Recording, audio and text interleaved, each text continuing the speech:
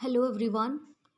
My name is Mitaksha, and from today I will be starting M. Lakshmi Kant book, and this will be a series of lectures where you will be able to watch all the videos related to the M. Lakshmi Kant book, and you will be able to remember the book very well.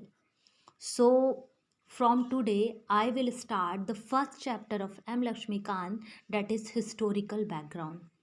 और ये lecture Hindi और English दोनों में होने वाला है. सो आप लोगों को अगर प्रॉब्लम है हिंदी में या फिर इंग्लिश में प्रॉब्लम है, then it will be the right channel where you will be watching all the videos in both Hindi और इंग्लिश. ठीक है. So first start with historical background. तो पहले क्या है, हम हिस्टोरिकल बैकग्राउंड में बात किस किस चीज़ की करते हैं. So in historical background we talk about the British East India company and act related to British East India company. So कौन से एक्ट हैं और क्यों हमें इन एक्ट को पढ़ना है. क्योंकि आप तो कहेंगे कि हिस्टोरिकल बैकग्राउंड है भाई, ये तो आता है हमारे हिस्ट्री के चैप्टर में, तो हम इसे एम लक्ष्मीकांत में क्यों पढ़ रहे हैं, जो कि एक पॉलिटी का सब्जेक्ट है. क्या आपको पॉलिटी और पॉलिटिकल साइंस में डिफरेंस पता है. ये एक बहुत ही बेसिक डिफरेंस होता है जो आपको पता होना चाहिए. पॉलिटिकल साइंस में सारी चीज़ें आती हैं related to political, that is चाहे वो आपका कॉन्स्टिट्यूशन हो, आईआर हो या फिर पॉलिटिकल थ्योरी हो, सभी चीज़ें आती हैं पॉलिटिकल साइंस में. लेकिन जो ये पॉलिटी है इसमें सिर्फ और सिर्फ हम कॉन्स्टिट्यूशन के बारे में पढ़ते हैं. ठीक है. एक ये डिफरेंस है, आप लोगों को पता होना चाहिए. और अगर हम बात करते हैं हिस्टोरिकल बैकग्राउंड की, हम वापस से उस पर आते हैं, तो इसमें हम बात करेंगे कि कैसे ईस्ट इंडिया कंपनी भारत में आई. इसने एक ट्रेड कंपनी से कैसे एक रूलिंग कंपनी अपने आप को बनाया, और कौन कौन से एक्ट इसने लाए, और वो एक्ट हमारे लिए क्यों इम्पॉर्टेंट है. ठीक है. क्यों इम्पॉर्टेंट है, क्योंकि हमारा जो कॉन्स्टिट्यूशन है उसमें जो चीज़ें ली गई हैं इस इन एक्ट से भी ली गई हैं, इसलिए हमारा कॉन्स्टिट्यूशन में हिस्टोरिकल बैकग्राउंड को पढ़ना बहुत इम्पॉर्टेंट है. और आप लोग ये सोच रहे होंगे कि ये एक्ट जो आए हैं इसे भारतीय कॉन्स्टिट्यूशन में क्यों लिया गया है. तो इसलिए लिया गया है क्योंकि ये सारे जो एक्ट थे वो एक एप्लीकेबल इन द स्टेट थे. एप्लीकेबल मतलब इन लोगों को हम अप्लाई, ईस्ट इंडिया कंपनी ने अप्लाई कर लिया था, तो हम लोग को पता था कि ये एक्ट ऐसे वर्क करता है and it will be good for our Indian people. तो जो चीज़ें भारत के लिए अच्छी थी उन्होंने ये अडॉप्ट कर लिया, और जो चीज़ें नहीं अच्छी थी उन्होंने उसे इग्नोर किया. So let's start our journey, that is of political science first chapter, polity first chapter historical background. तो हम देखते हैं कि the British came to India in 1600 as traders in the form of East India company. So कब आते हैं ये, 1600 में आते हैं. So how they come as trading company. So let me reduce this because I think it is disturbing you all, because the line is very broad. पहले बात आई है 1600 में, और उसके बाद ये क्या थी, एक which had exclusive right of trading in India under a charter granted by Elizabeth जो थी उन्होंने क्या किया था, एक जो चार्टर उन्होंने ग्रांट किया था, उसके थ्रू उन्होंने उन्हें ये इस ईस्ट इंडिया कंपनी को राइट मिला था इंडिया में ट्रेड करने का. So from what we learn here that the 1600 में आई, और इसको एक्सक्लूसिव राइट मिले थे क्वीन एलिज़ाबेथ से. और the company which till now had purely trading function, जिसे अभी तक क्या था, एक ट्रेडिंग फंक्शन जिसका था सिर्फ obtain Diwani right. What is Diwani right, आप देखेंगे इसमें लिखा भी है, that is rights over revenue and civil justice. अब भैया आप तो आए थे एक ट्रेडिंग कंपनी के रूप में, तो आपको इंडिया में ये राइट्स जो कि हैं रेवेन्यू और सिविल जस्टिस के, ये आपको कैसे मिला? बिकॉज दे वांटेड ना, दे वांटेड कि उन्हें इंडिया में अपना पॉलिटिकल स्पेस भी बनाना है। तो उन्हें कौन सा ये इम्पॉर्टेंट है याद करना कि उन्हें पॉलिटिकल राइट मिले। सो किस किस चीज़ के पॉलिटिकल राइट उन्हें मिले? So these are of Bengal, Orissa, Bengal, Orissa और बिहार। बिहार, बंगाल और उड़ीसा के दीवानी राइट जो थे वो हमारी इस, जो हमारी तो है नहीं भाई, तो ईस्ट इंडिया कंपनी को मिला। So this started its career as a territorial power. In 1858, in the wake of the Sepoy Mutiny, the British Crown assumed direct responsibility for governments of India. So जो ये 1857 का जो ये यहाँ पर जो 1858 में जो सिपाही म्यूटनी हुआ था, आप सबको पता होगा। 1857 का revolution was the greatest revolution of India. और उसी के बाद जो है, जो ब्रिटिश क्राउन है, डायरेक्ट जो ब्रिटिश गवर्नमेंट है, उसने क्या किया, अब जो ये रूल है उसने डायरेक्ट इसे संभाल लिया और ईस्ट इंडिया कंपनी को कहा भैया आपके बस का नहीं है यहाँ पे ट्रेड करना और यहाँ पर रूल कर पाना, ये हमें दे दीजिए, आई विल हैंडल कि कैसे क्या होता है। आई का मतलब समझ रहे ना, British crown. So this rule continued until India was granted independence on 15 अगस्त 1947। सो जो ये ट्रेडिंग कंपनी थी, सो हमने यहाँ पर देखा कि जो EIC है, हमारी जो EIC है, उसने कब से रूल किया, कहाँ तक? 1600 से वो आई कहाँ तक? 1947। Sorry this I don't have the kind of I written is very badly. So 18 East India Company जो थी वो आई हमारी कहाँ से कहाँ तक? सो ये थी हमारी ईस्ट इंडिया कंपनी जिसने रूल किया 1600 से कहाँ तक रूल किया? 1947 तक। 1947 तक इसने रूल किया।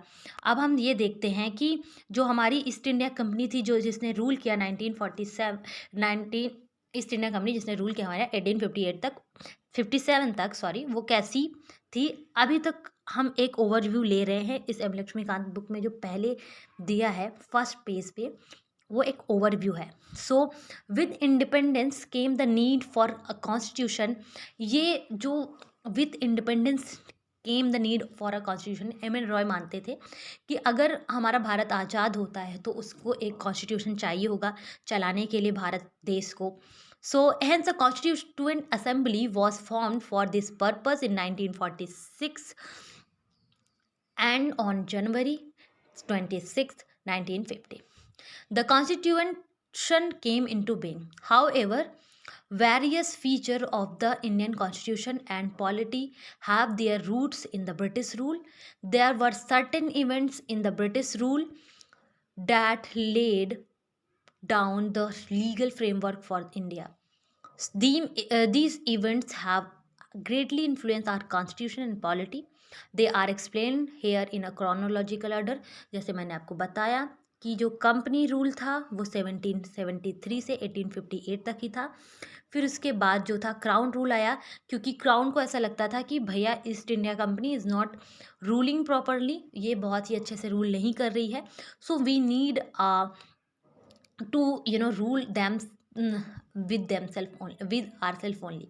तो वो चाहते थे कि वो जो रूल नहीं कर पा रहे हैं हम रूल करेंगे, क्योंकि वो ईस्ट इंडिया कंपनी संभालने योग्य नहीं बची है अपने आप को।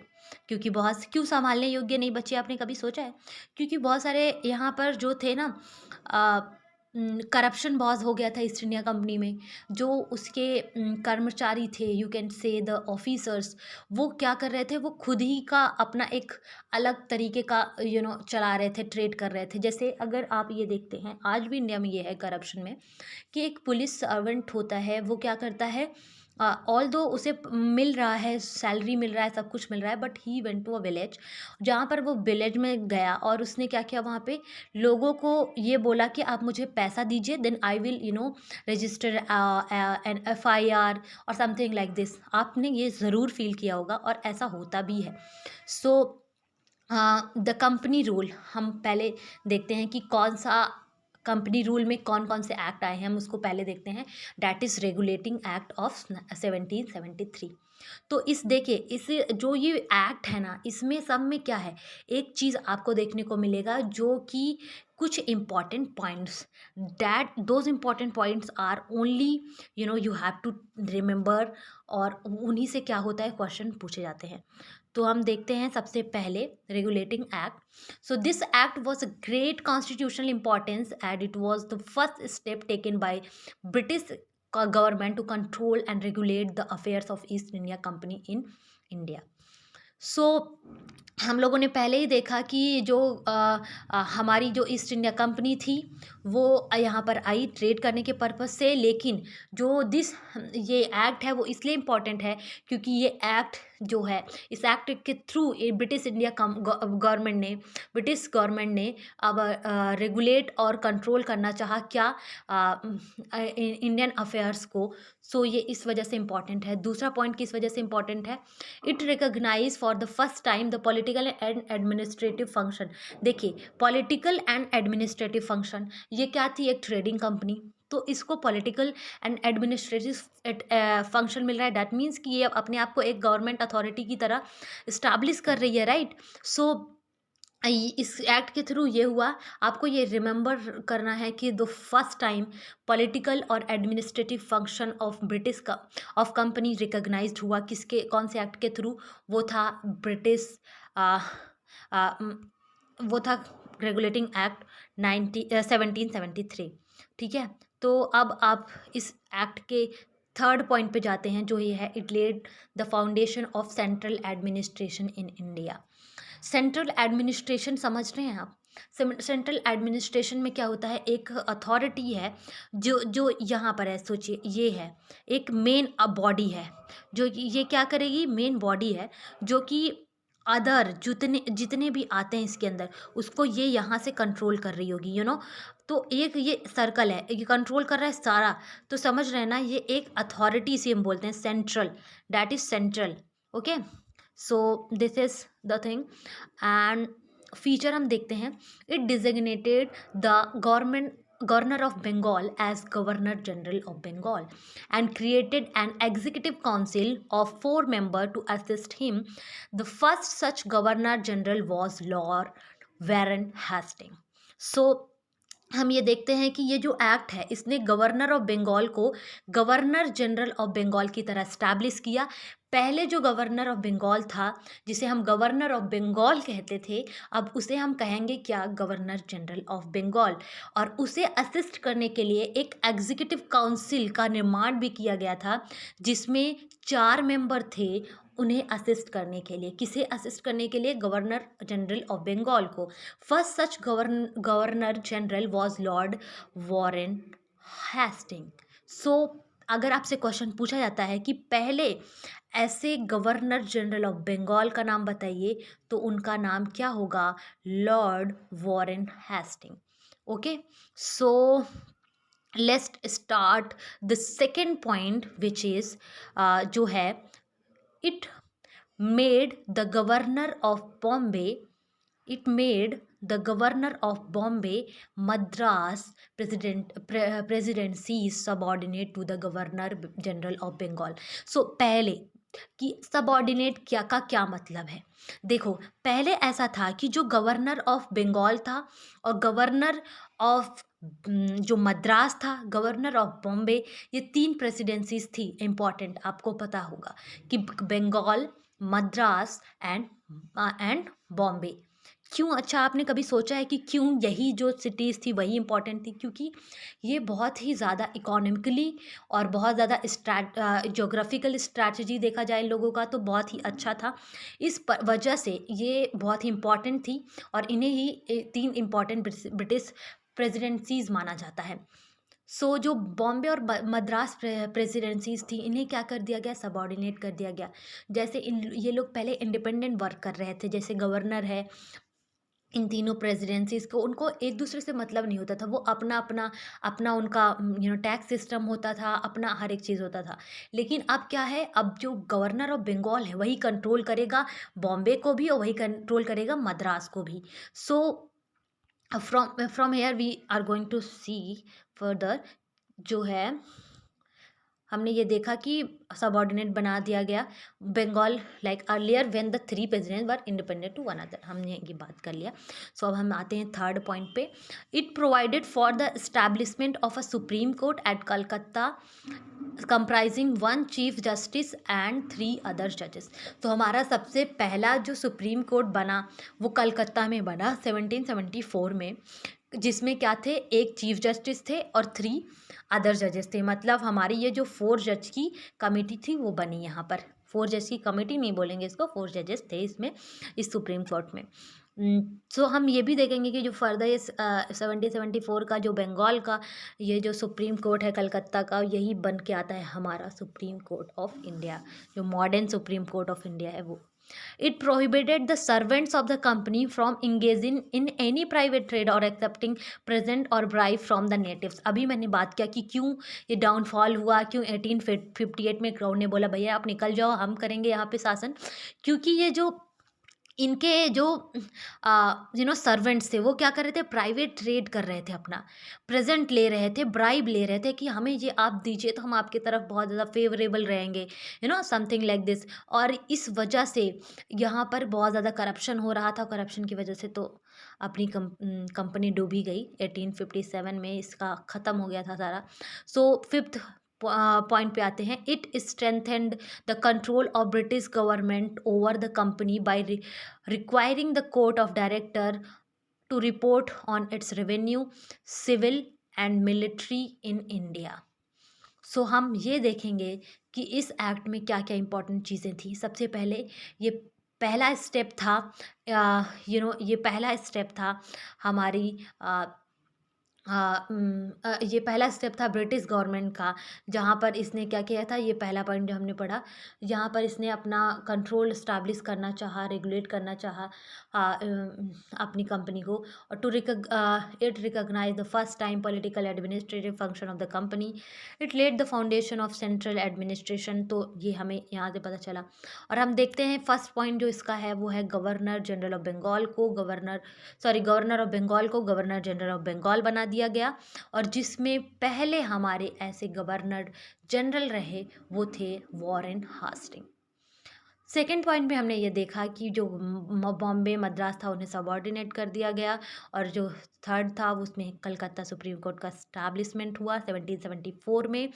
और थर्ड में देखा कि जो प्राइवेट ट्रेड में ब्रिटिश सर्वेंट इन्वॉल्व हो रहे थे उन्हें मना किया गया कि भैया आप ये सब मत करो, अदरवाइज पेनाल्टी आपको देनी पड़ेगी। अमेंडमेंट जो अमेंडिंग एक्ट ऑफ 1781 है, इसमें बहुत ज़्यादा खास चीज़ें हैं नहीं, बट या जो भी खास चीज़ें हैं वो हम आपको बताते हैं। जो अमेंडिंग एक्ट है 1781 का, इसे हम जानते हैं एक्ट ऑफ सेटलमेंट के भी नाम से। So if you want right, आप लिख सकते हैं कि इसे एक्ट ऑफ सेटलमेंट के नाम से भी हम जानते हैं। जो इसमें चीज़ें जो थी वो इसे इसलिए लाया गया था क्योंकि जो भी रेक्टिफाई करना था 1773 के एक्ट को, तो इससे रेक्टिफाई किया गया। So you can go through with these things, these are not बहुत ज़्यादा इम्पोर्टेंट नहीं है। So the important things I will be telling you. So अब आते हैं हम पिट्स इंडिया एक्ट पे। पिट्स इंडिया एक्ट जो है वो हमारा उसमें क्या इंपॉर्टेंट चीज़ें हैं हम ये देखेंगे। सो पिट्स इंडिया एक्ट पे हम आए हैं। सो इसको हम जो इसमें डबल गवर्नमेंट का सिस्टम आता है, डबल गवर्नमेंट का सिस्टम, इसमें कोर्ट ऑफ डायरेक्टर आते हैं और बोर्ड ऑफ कंट्रोल को बनाया जाता है। कोर्ट ऑफ डायरेक्टर जो होता है वो कमर्शियल अफेयर के लिए होता है एंड बोर्ड ऑफ कंट्रोल जो होता है वो पॉलिटिकल अफेयर्स के लिए होता है। जो कंपनी का टेरिटरी था जो इंडिया में, वो अब कहा जाने लगा British position in India. So it is very important कि जो टेरिटरी थे अब उसे हम क्या कह रहे हैं, ब्रिटिश पोजीशन इन इंडिया। अब ब्रिटिश पोजीशन इन इंडिया कहा जाने लगा। डैट मीन्स कि अब ये ब्रिटिश के द्वारा लिया गया टेरिटरी है। So distinguish between commercial and political function of the company. पहला है, मैंने बताया, court of director and board of control का निर्माण हुआ था। It allowed the court of director to manage commercial affair and board of control to manage political. मैंने बताया आपको ये। थर्ड पॉइंट है, it empowered the board of control to supervise and direct all operations of the civil and military government और revenue of the British position in India. So this is the third. और हम इसमें बहुत ज़्यादा important नहीं है। अब हम आते हैं एक्ट ऑफ 1786। सो इसमें एक चीज़ आप बस देख लीजिए कि ये जो गवर्नर जनरल ऑफ बंगाल था, उससे कॉर्नवालिस को बनाया गया। लॉर्ड कॉर्नवालिस जो था गवर्नर जनरल ऑफ बंगाल था इस टाइम। बहुत ज़्यादा चीज़ें आप मत इसमें देखिए क्योंकि ये बहुत ज़्यादा इंपॉर्टेंट नहीं है। अब हम आते हैं 1793 के उस पर, जिसमें हम देखेंगे कि कैसे ये 1793 का जो एक्ट है उसमें कौन कौन सी चीज़ें थी। 1793 एज अबव, ये बहुत ज़्यादा इंपॉर्टेंट नहीं है, इसे आप अपने से भी पढ़ सकते हैं। पहला है, it extended the overriding power given to Lord Cornwallis over his council to all future governor general and governors of presidencies. क्योंकि ये जो कॉर्नवालिस था उसने बोला था कि अगर वो तभी ये पोस्ट संभालेगा जब ये जो पावर्स है उसकी वो इंक्रीज़ होगी। ठीक है, तो इस वजह से it gave the governor general more powers and controls over the government of subordinate presidencies of Madras and Bombay. It extended the trade monopoly of the country in India for another period of 20 years. Obviously, अब यहीं से फिर 20 year के लिए इसका जो trading power वो period था वो बढ़ गया। और it provided the commander in chief was not to be a member of the governor general's council unless he was so appointed. It laid down that the members of board of control and their staff were henceforth to be paid out of Indian revenues. देखिए, ये मतलब India में आए भी हैं और पे भी इन्हें कौन करे, इंडिया करे, दैट इज़ अनफेयर। बट या ये हो रहा था क्योंकि अनफेयर तो था ही, पूरा ब्रिटिश गवर्नमेंट ही अनफेयर था। So next we are going to study charter act of 1813। देखिए, आज पूरा तो नहीं हो पाएगा, कल अदर्स जो एक्ट हैं वो भी हम पढ़ेंगे because video is increasing and it should not be more than 30 minute, otherwise you will be like oh my god we are bored. So no, I will not let it happen. So yeah अब हम पढ़ते हैं charter act of 1813। 1813 का जो charter act है, देखा, अगर मैं आपको पहले जो ओवरव्यू बताती हूँ, सबसे पहला इंपॉर्टेंट लाइन इसमें ये है, यू कैन राइट इट। आप ऐसे लिखिए कि चार्टर एक्ट 1813, उसके नीचे लिखिए इसने क्या किया, एंड कर दिया मोनोपोली ऑफ कंपनी। का जो मोनोपोली था वो ख़त्म हो गया, बस ये बचा किसमें, चाइना टी। इसका मतलब क्या हुआ कि जो ये मोनोपोली है इंडिया में जो था वो पूरी तरीके से ख़त्म हो चुका है। आप इंडिया में सिर्फ एक ही चीज़ पर अपनी मोनोपोली को एस्टैब्लिश कर सकते हैं, वो है टी, चाय। चाय पर आपका मोनोपोली है, लेकिन इंडिया में और चीज़ों पर मोनोपोली इनका ख़त्म कर दिया गया था क्योंकि जो अदर ब्रिटिश कंपनीज़ थी, देखिए, एक ईस्ट इंडिया कंपनी केवल तो कंपनी थी नहीं, अगर इसको मोनोपोली दे दिया गया था तो जिसकी वजह से क्या हुआ, अदर कंपनीज़ ब्रिटिश गवर्नमेंट को बोल रही थी कि भैया आपने तो उनको ऐसे कर दिया और हमारा क्या होगा, हम कैसे करेंगे, हम कैसे अपनी कंपनी को एक ट्रेडिंग कंपनी की तरह स्टैब्लिश करेंगे, आप लोगों ने बहुत गलत किया है, हमें भी चाहिए राइट्स। तो ब्रिटिश ईस्ट इंडिया कंपनी को ये कहा गया कि आपको सिर्फ चाइना में मोनोपोली है और टी में भारत में है और टी में कहीं पे भी आपको मोनोपोली है। तो उनको सिर्फ दो ही चीज़ों में मोनोपोली बची, अलाउड क्रिश्चियन मिशनरीज। और जो क्रिश्चियन मिशनरीज थी, जो क्रिश्चियन मिशनरीज समझ रहे हैं ना, हमारे यहाँ जैसे प्रीस्ट होते हैं जो अपने रिलीजन को प्रीच करते हैं, वैसे ही ब्रिटिश क्रिश्चियन मिशनरीज थे जो इंडिया में आए, अपनी एजुकेशन, अपनी रिलीजन की एजुकेशन को लेकर उन्हें अलाउ कर दिया गया। सो ये मेरा एक ओवरऑल मैंने दिया आपको। अब मैं इसमें पॉइंट्स में हम लोग देखते हैं। It abolish the trade monopoly. ठीक है, हमने देखा कि सिर्फ टी और चाइना में ही रह गया, बाकी सब जगह ख़त्म हो गया इन लोग का। It asserted the sovereignty of British crown over the company's territories. It allowed the Christian में, आप लोगों ने देखा, मैंने ये बताया कि आप लोगों को कि ये हुआ ऐसा। It authorized local government India into compose taxes on persons. They could also punish the person for not paying. Obviously ये था ही। अब हम देखते हैं चार्टर एक्ट 1833 आपने वो देखा। पहले जो चार्टर एक्ट है 1813 का, इसमें एक ही चीज़ इंपॉर्टेंट है, वो क्या है कि जो इंडियन टेरिटरी में आपको सिर्फ चाय पर बचा है आपका मोनोपोली, और जो बाकी चाइना पर आप पूरा अपना मोनोपोली इस्टेब्लिश कर सकते हैं। ये किसके लिए था? ईस्ट इंडिया कंपनी के को बोला गया था। तो आप बस इसमें दो ही चीज़ें रिमेंबर करेंगे तो भी बहुत है। और क्रिश्चियन मिशनरीज को बोला गया था, अलाउ कर दिया गया था। सो 1833 का हम एक्ट देखते हैं। सबसे पहले हम इस एक्ट में देखो, आप लिखो 1833 जो चार्टर एक्ट है उसका हेडिंग डालो और उसके नीचे लिखो कि सबसे पहली चीज़ इससे इम्पोर्टेंट फैक्ट ये है कि गवर्नर जनरल ऑफ बंगाल को गवर्नर जनरल ऑफ इंडिया बना दिया गया, यू नो, और इसे सिविल और मिलिट्री पावर दोनों दे दिया गया था। और जो first governor general of India थे वो थे लॉर्ड विलियम बेंटिक। आप इसे भी लिख लीजिए पॉइंट्स में कि वो जो first governor general of India बने वो लॉर्ड विलियम बेंटिंग बने। और दूसरा पॉइंट ये है कि east India company became purely administrative body. बताइए, एडमिनिस्ट्रेटिव बॉडी पूरा बन गया ये। और थर्ड पॉइंट ये है इसमें कि attempted to introduce open competition for selection of civil servant, but court of director ने इसे रिजेक्ट कर दिया। देखिए, अगर बोला जाए कि सबसे पहले अटेम्प्ट कहाँ हुआ था, प्रयास इस्टेब्लिश करने के लिए कि ओपन कंपटीशन होगा अब सिविल सर्वेंट के सिलेक्शन में, तो वो हमारा हुआ 1833 के चार्टर एक्ट के थ्रू। और बाकी जो पूरी तरीके से इस्टेब्लिश हुआ वो हम आगे देखेंगे कि किस एक्ट में हुआ है। 1833 में ये हुआ है। आपको ये रिमेंबर रखना है। पहला है कि गवर्नर जनरल ऑफ बंगाल को गवर्नर जनरल ऑफ इंडिया बना दिया गया।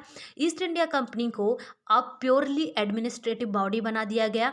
This act attempted to introduce open competition for selection of civil servant, but court of director जो था, आपको बताया था कि कोर्ट ऑफ डायरेक्टर और बोर्ड ऑफ कंट्रोल में वो डिवाइड हो गया था। किस एक्ट के थ्रू? रिमेंबर करिए, पिट इंडिया एक्ट 1784 के थ्रू इसे दो डबल गवर्नमेंट में डिवाइड कर दिया गया था। कोर्ट ऑफ डायरेक्टर जो था कमर्शियल अफेयर के लिए था और बोर्ड ऑफ कंट्रोल जो था वो पॉलिटिकल अफेयर के लिए। चार्टर एक्ट ऑफ 1853 हमारा नेक्स्ट जो एक्ट है।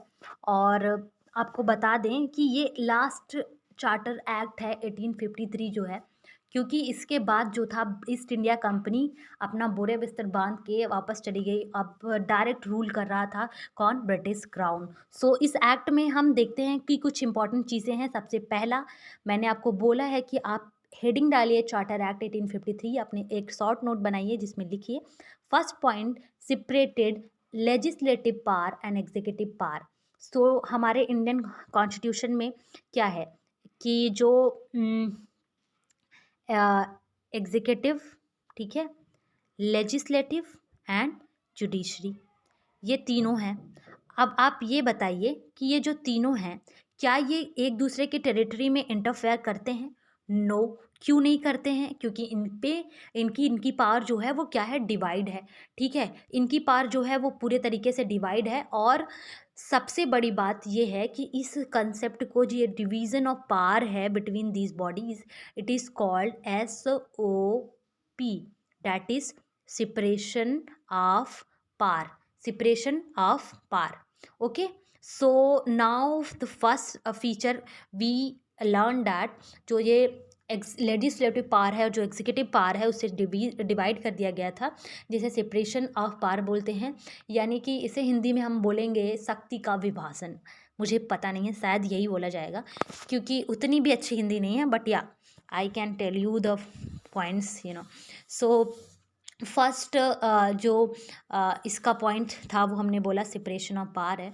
और जो सेकंड हम ये देखेंगे, जो सेकंड इसका पॉइंट है उसमें हम ये देखेंगे, let me raise it because it will be difficult for you to first point ये है कि इसमें जो गवर्नर जनरल की जो काउंसिल थी उसमें उसके फंक्शन को क्या क्या डिवाइड कर दिया हमने देखा। और सेकंड पॉइंट हम ये देखेंगे कि ये जो एक्ट है इसने इंट्रोड्यूस किया open competition for system of selection of and recruitment of civil servant. तो 1833 का चार्टर एक्ट में क्या किया गया था? एक प्रयास किया गया था इम्प्लीमेंट नहीं हुआ था वो प्रयास, और इसमें क्या हुआ था, वो प्रयास इम्प्लीमेंट हो गया, क्योंकि एक ओपन जो कंपटीशन है सिलेक्शन ऑफ सिविल सर्वेंट के लिए वो इस्टेब्लिश हो गया। और हम सेकंड पॉइंट देखते हैं इसमें, ये हमने देख लिया। हम थर्ड पॉइंट देखते हैं। सॉरी, सेकंड पॉइंट में एक चीज़ और इम्पॉर्टेंट है, वो है कि मैकाले कमिटी जो थी 1854 में आई, किसके लिए, सिविल सर्वेंट के लिए। इस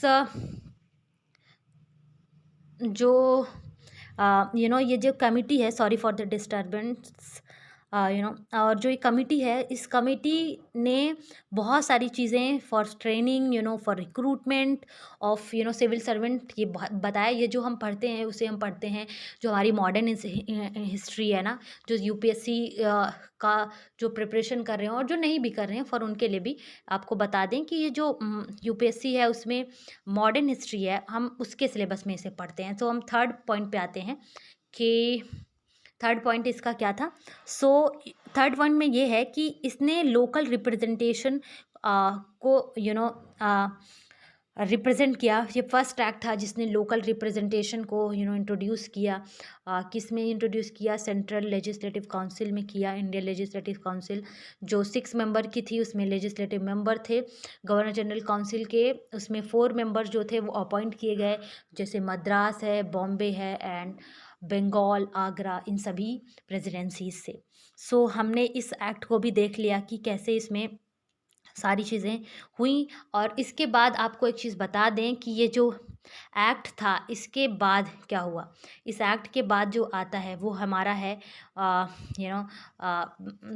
क्राउन रूल आता है हमारा, जहाँ पर अब डायरेक्ट क्या होगा, ब्रिटिश गवर्नमेंट जो है वो जाके संभालेगा पूरा एडमिनिस्ट्रेशन को। क्योंकि इसमें देखिए एक पॉइंट इसमें हमने मिस किया है, वो ये है कि जो ये एक्ट है इसने क्या किया, इस एक्ट ने ना अब ये एक्ट जब एंड हुआ तो इसने कोई पार्टिकुलर टाइम पीरियड नहीं बताया कि भैया हम इतने टाइम के लिए जा रहे हैं, अब इसके बाद एक एक्ट आएगा जो 20 साल तक चलेगा।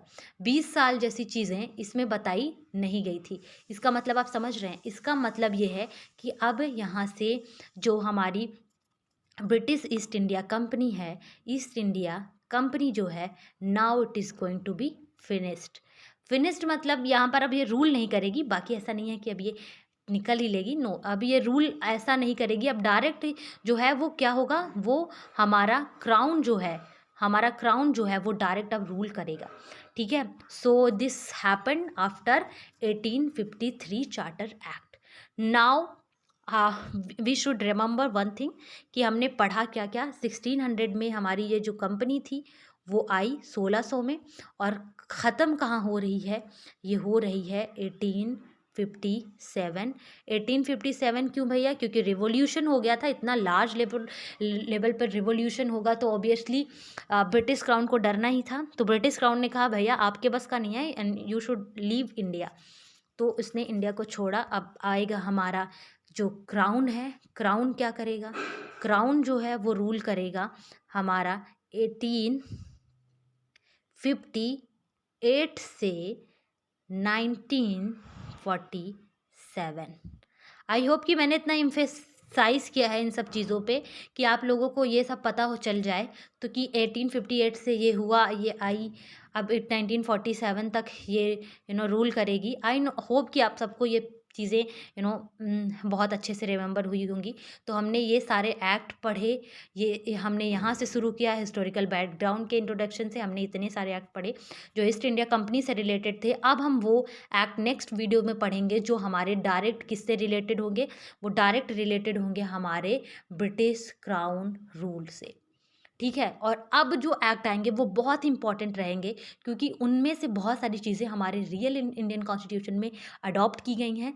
So let me know in the comment that you like the video, you want more videos on Indian constitution. So like, share and subscribe please, because this is first time I'm trying to make sure you all that this M Lakshmikant will be like easy thing for you. So from next we will study these things. So I hope you are now you will come with the fresh mind and with all the things, energy, new energy, so that you all can learn. We will learn these things. So the next chapter we will learn making the Indian Constitution. So I hope this video was good enough, good for you. So thank you so much. Have a good day.